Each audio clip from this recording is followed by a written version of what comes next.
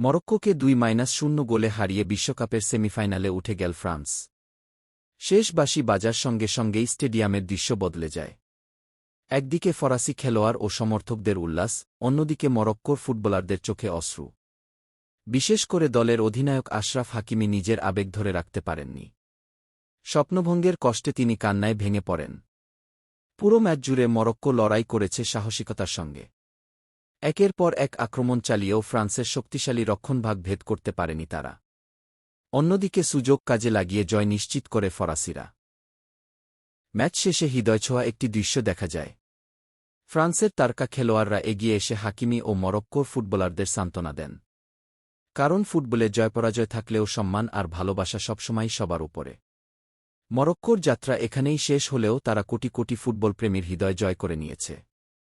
আর France এগিয়ে গেল শিরোপার আরও এক ধাপ কাছে। হাকিমির চোখের জল যেন বলে দিল, হারলেও তারা ইতিহাস গড়েছে। মরক্কো বিদায় নিয়েছে মাথা উঁচু করে, আর ফুটবল বিশ্ব তাদের এই লড়াই অনেকদিন মনে রাখবে।